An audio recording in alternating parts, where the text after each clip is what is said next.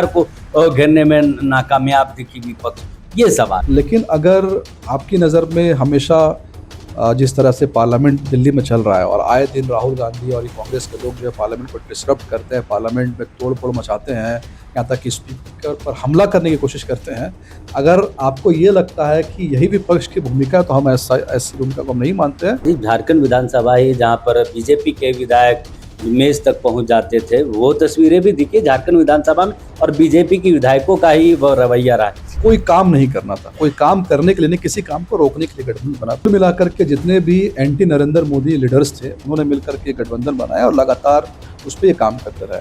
अब झारखंड मुक्ति मोर्चा के लोग जब आसाम जा रहे हैं तो वहाँ कांग्रेस पार्टी को तकलीफ हो जा रही है, और यही कहानी झारखंड में भी दोहराई जा रही है।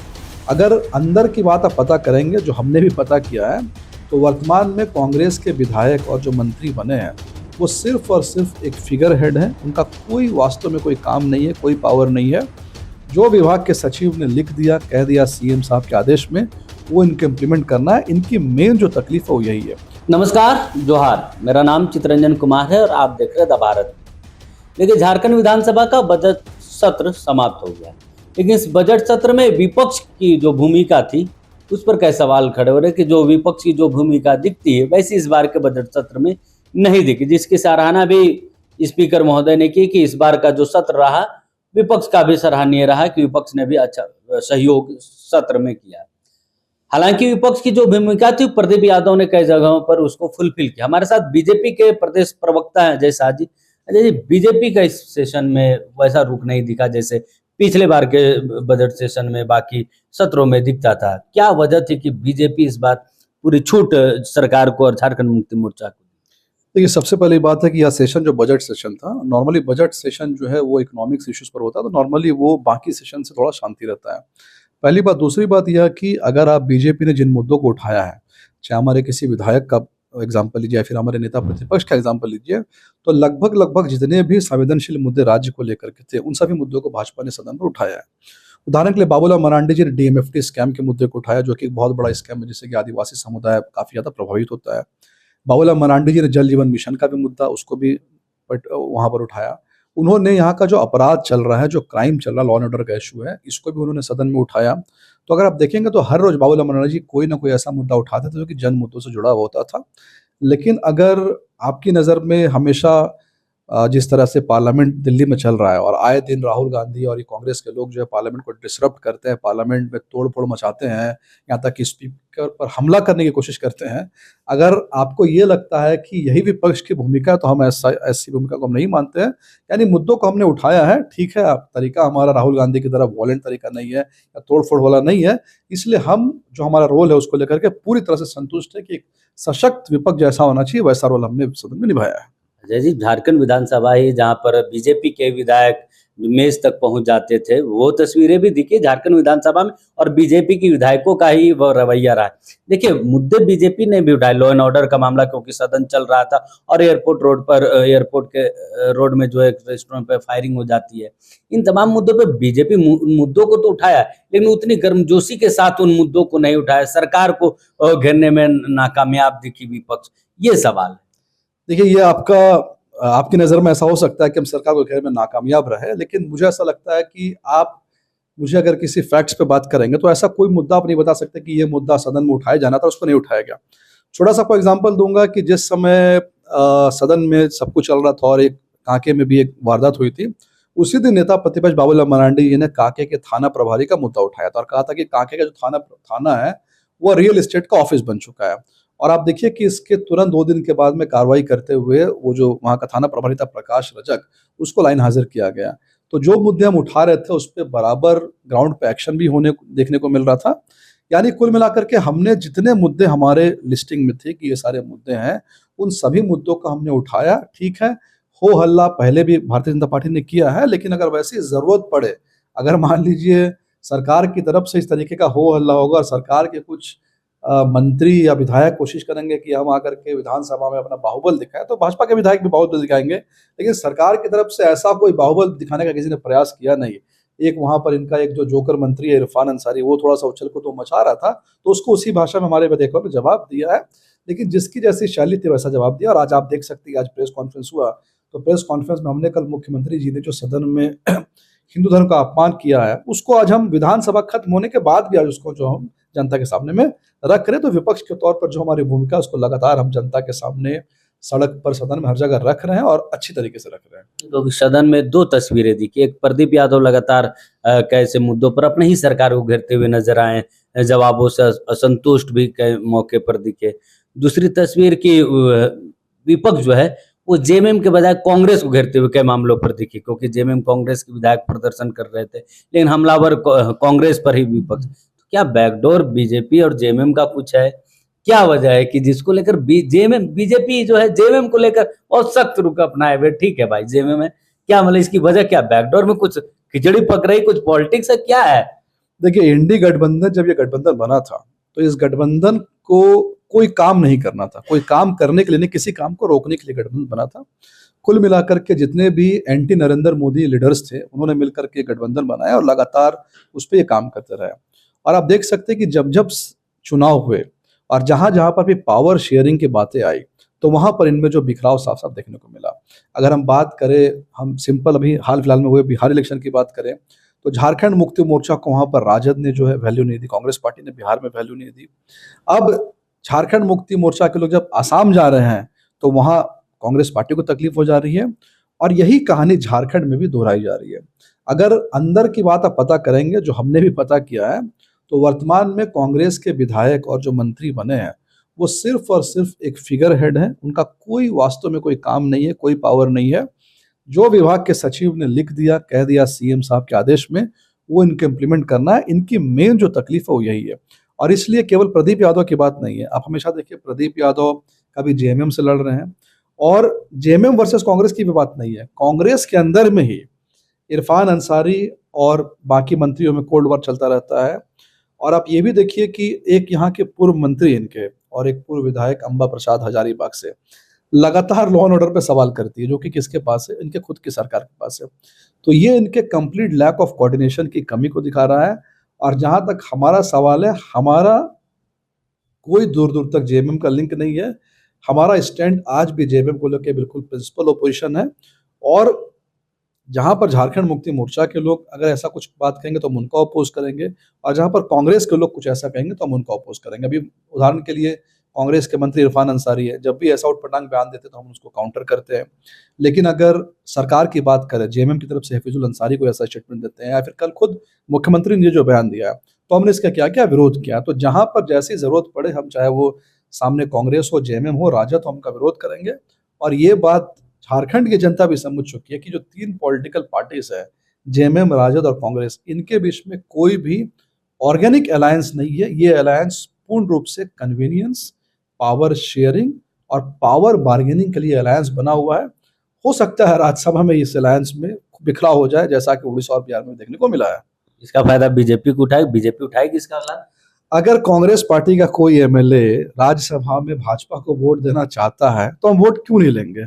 अगर वो भाजपा को वोट देना चाहता है, भाजपा में आना चाहता है, अगर आपका खुद का लीडरशिप इतना कमजोर है, अब सवाल ये नहीं कि उड़ीसा में किसी मंत्री ने किसी कांग्रेस के एमएलए ने क्यों इधर वोट दे दिया। सवाल ये है कि आपकी पार्टी इतनी कमजोर क्यों है, आपके लीडरशिप को कोई इतना मान क्यों नहीं रहा है कि आपके विधायक जो है इधर उधर हमेशा जो है कूद फांद करने में क्यों लगे हुए हैं। तो ये आत्ममंथन, इंट्रोस्पेक्शन आपको करने की जरूरत है, हमें इंट्रोस्पेक्शन करने की जरूरत नहीं है। आप मानते हैं कि जो इसका लाभ जो है झारखंड में जब राज्यसभा का चुनाव, तब बीजेपी इसका फायदा उठाना चाहे? देखिए, जाहिर सी बात है, अगर जो इंडी गठबंधन है, अगर ये लोग एक नहीं होंगे, और जो कि दिख रहा है, आसाम में भी दिख रहा है, वेस्ट बंगाल में दिख रहा है, बिहार में दिख रहा है और झारखंड में दिख रहा है, अगर ये लोग एक नहीं होंगे, राज्यसभा के चुनाव होंगे और अगर इनके वोटों में बिखराव होता है, व्हिप जारी करने के बावजूद इनके एमएलए अगर बीजेपी को वोट करना चाहते हैं, तो हम यहाँ स्वागत है, हम इसका वोट लेंगे, क्यों नहीं, हम जरूर से इनका वोट लेंगे। तो ये बीजेपी को वोट नहीं करे, ये उनकी जिम्मेवारी है। आखिर इतने राज्यों में इलेक्शन हुए, भारतीय जनता पार्टी के तो किसी एमएलए ने व्हिप का वॉलेशन नहीं किया। तो हमारी पार्टी में डिसिप्लिन सब कुछ है, अनुशासन सब कुछ है। और अगर आपकी पार्टी में अनुशासन नहीं, और अनुशासन क्यों होगा? अगर मान लीजिए तेजस्वी यादव ने पूरे बिहार में राजद को डुबो दिया, कोलैप्स कर दिया, तो आप किस मुंह से यहाँ के विधायकों को आप डायरेक्शन देंगे कि क्या पॉलिटिक्स करनी चाहिए? अगर राहुल गांधी ने पूरे कांग्रेस पार्टी को पूरे देश में चौपट कर दिया, तो किस मुंह से राहुल गांधी यहाँ के विधायकों को डायरेक्शन देंगे कि तुम राजनीति ऐसे करो, वैसे करो? यानी जो व्यक्ति खुद की सीट हार जा रहा है, जो व्यक्ति खुद चुनाव नहीं जीत पा रहा है, वो व्यक्ति किस तरीके से अपने बाकी के एमएलए को जो है डायरेक्शन देगा। तो अगर कांग्रेस, जेएमएम या राजद में फूट पड़ के लोग हमारी पार्टी में आ रहे हैं या फिर हमारी पार्टी को वोट कर रहे हैं, तो इसमें हमारा तो स्ट्रेंथ है ही, लेकिन आपका इंटरनल वीकनेस, आपके इंटरनल कॉन्ट्रडिक्शन के कारण ये हो रहा है, जिसमें हमारा कोई दोष नहीं है। अजय जी, अब असम चुनाव की बात करते हैं, क्योंकि बेशक चुनाव असम में, लेकिन झारखंड में इसकी तपिश बढ़ी हुई है। हिमंता बिस्वा शर्मा, हेमंत सोरेन का दौरा हुआ, असम के जो प्रदेश अध्यक्ष है कांग्रेस के, वो मुख्यमंत्री से मुलाकात करते हैं। जेएमएम के तरफ से तैयारी की जा रही है इस बीच विधानसभा में भी जो है असम के ट्राइब्स और ट्राइबल आदिवासियों का जिक्र की बात की जाती है झारखंड विधानसभा में। मुख्यमंत्री हेमंत सोरेन एक तरफ आसाम के जो मुख्यमंत्री है वो हिंदुत्व कोर वोटर्स की बात करते, हिंदुत्व कोर को लेकर साथ लेकर चलते। दूसरी तरफ जो आसाम में चुनाव लड़ने की तैयारी कर रहे हैं मुख्यमंत्री हेमंत सोरेन, वो कल सदन में एंटी हिंदुत्व की बात करते। क्या यह एक सोची समझी पॉलिटिक्स है कि इससे सीधा फायदा बीजेपी को, बैकडोर से बीजेपी को मदद ही तो हो रहा है ना? देखिए, आसाम में झारखंड मुक्ति मोर्चा और कांग्रेस पार्टी की एंट्री और हिमंता बिस्वा शर्मा और हेमंत वर्सेस जो डिबेट चल रहा है, उस डिबेट में दो कम्युनिटी बहुत इंपॉर्टेंट है। सबसे पहला मुस्लिम कम्युनिटी और दूसरा जो है टी ट्राइब्स की कम्युनिटी है। टी ट्राइब्स की जो कम्युनिटी वहां पर है, वो लगभग पूरी कम्युनिटी भारतीय जनता पार्टी हिमंता बिस्वा शर्मा के साथ में है। इसलिए हेमंत सोरेन जी यहाँ पर झारखंड में लंबी लंबी बात बोल करके गए कि हम वहाँ के आदिवासियों का भला करेंगे, वहाँ के आदिवासियों से बात करेंगे। पर हुआ यूं कि जब हेमंत सोरेन जी आसाम पहुंचे तो उनको मालूम चला कि यहाँ के जो आदिवासी टी ट्राइब्स, वो भारतीय जनता पार्टी से इतने खुश है कि वहां पर वो मुक्ति मोर्चा को भाव देने वाले नहीं है। तब मुख्यमंत्री जी के अंदर में जो मुस्लिम प्रेम है वहां पर भी जागा और वहां पर गए थे ये आदिवासियों को खुश करने के लिए, पर यहाँ पर वहां पर जाकर के इफ्तार वगैरह करके मुस्लिम्स को टारगेट करने लगे।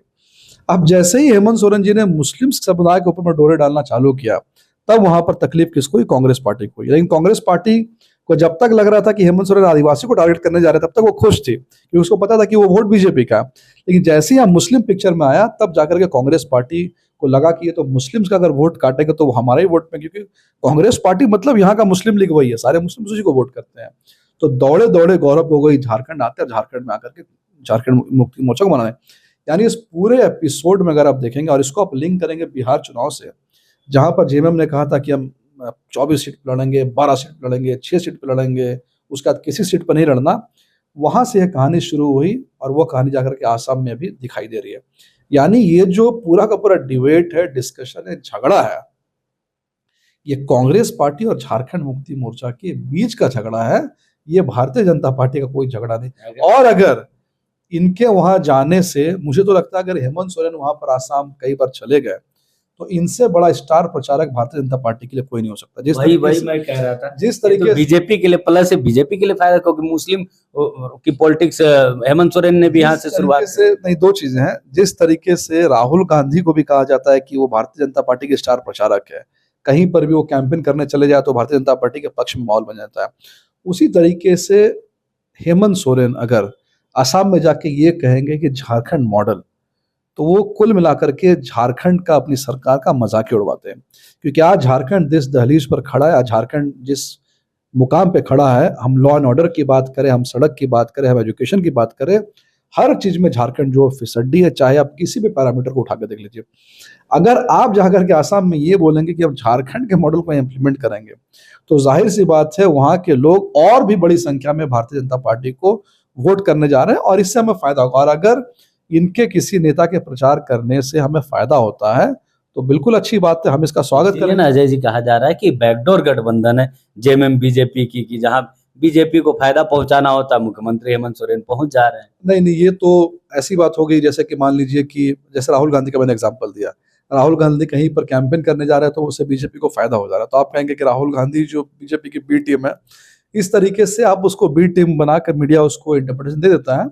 लेकिन ऐसा दूर दूर तक कुछ नहीं है। हम और झारखंड मुक्ति मोर्चा दोनों प्रिंसिपल ओपोजिशन पार्टीज हैं, एकदम बिल्कुल एंटागोनिस्टिक है, हमारे इंटरेस्ट अलग है, हमारी विचारधारा अलग है, सब कुछ अलग है। और आज के कॉन्टेक्स्ट में खास करके, आज से 10 साल पहले के कॉन्टेक्स्ट और आज के कॉन्टेक्स्ट को अगर आप कंपेयर करेंगे तो पहले शिबू सोरेन जी जब जीवित थे तब ठीक है, तब भी शिबू सोरेन के कई सारे विचारों से हम सहमत होते थे।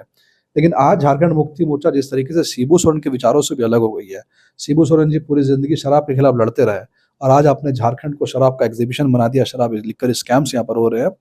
तो अब जो हेमंत सोरेन जिस पार्टी को लीड कर रहे हैं, वो शिबू सोरेन के आदर्शों पर चलने वाली पार्टी नहीं है, आदिवासी हित की पार्टी नहीं है। यह पार्टी कुल मिला के माफियाओं, दलालों की पार्टी बन चुकी है। और जैसा कि हमने कहा कि झारखंड मुक्ति मोर्चा पूरी तरह से झारखंड मुस्लिम मोर्चा बन चुका है, तो कम से कम एक मुस्लिम मोर्चा की पार्टी से भारतीय जनता पार्टी का अलायंस तो कभी नहीं हो सकता है। तो वर्तमान झारखंड मुक्ति मोर्चा और बीजेपी के जो आइडियोलॉजी है, जो विचारधारा है, वो काफी अलग है, उसमें काफी भिन्नता है, जिसके कारण वो एक नहीं हो पाएंगे। और झारखंड मुक्ति मोर्चा कल जिस तरह से मुख्यमंत्री हेमंत सोरेन ने सदन में कहा, उसके बाद बीजेपी उसे झारखंड मुस्लिम मोर्चा बता रही। बहरहाल राज्यसभा चुनाव में भी अगर कांग्रेस के विधायक बीजेपी के समर्थन में वोट करते हैं तो उनका स्वागत है, ऐसा बीजेपी के प्रदेश प्रवक्ता ने भी कहा कि अगर वो वोट करेंगे तो इसमें बीजेपी का नुकसान है, बीजेपी के लिए फायदा। और जहां तक मुख्यमंत्री हेमंत सोरेन, जेएमएम और बीजेपी की बैकडोर गठबंधन की बात है, तो ये चर्चाओं का विषय है। अगर हेमंत सोरेन से बीजेपी को फायदा मिलेगा तो बीजेपी उसका लाभ उठाएगी। नमस्कार, जोहार।